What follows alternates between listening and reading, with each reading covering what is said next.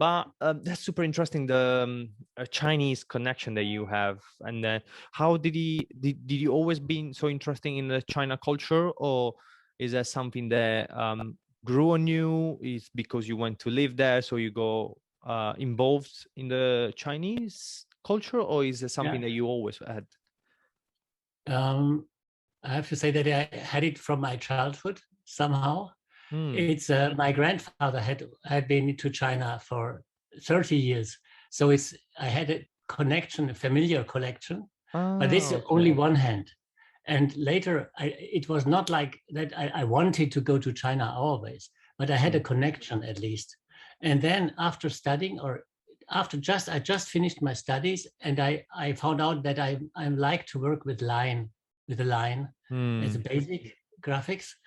And then I saw an exhibition of a Japanese collection of Buddhist monks from last two centuries Yeah. in Cologne, and that made me that hit me really like I said, oh, this is what I want to add to my studies. I would like to study, and then I acquired for a grant to go to China to study calligraphy, Chinese calligraphy.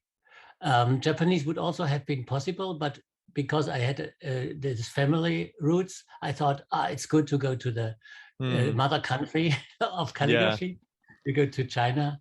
And then I was lucky to be able to go there for 3 years. That's great. Yeah, you definitely need to teach me something calligraphy. Like I always find that so fascinated. I remember since I don't know, since I was like really young, I always wanted to YouTube or like find some videos and see even those like big ones they do Mhm. with like those big kind of mop kind of Yeah. looking. Yeah, it's like it's so the whole movement, the whole process so fascinating. I don't even know why, to be honest, because yeah, Asian obviously it's such a different culture, and Mm. China is such a different culture. So I think that's why it's like the difference between our culture, their culture, Mm. That's um, true. kind of like yeah, make you really curious and interested. Especially if you, I love drawing and the Mm. whole paper and ink kind Mm. of. So I think that's why I'm drawn a little bit more on Mm. that kind of aspect. But Mm. yeah, always, and yeah, you need to teach me something. It's so fascinating because it's on one hand, it's like you my teacher always said, you write black but you think white always. And it's simple, but it's very, very pure what it is.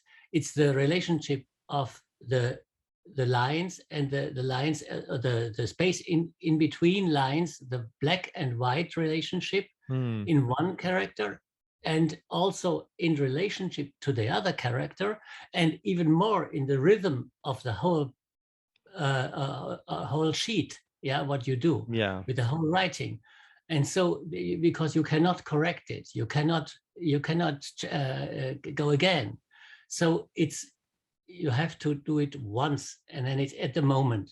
This is a wonderful thing because it's a Yeah. drawing line in the space and creating space and creating relationship which is rhythmical and Hmm. kind of music even nearly, Oh, because you that's have to be, and it's related also to body as a second, because it's not only your hand or something, mm, but it comes out from dantian,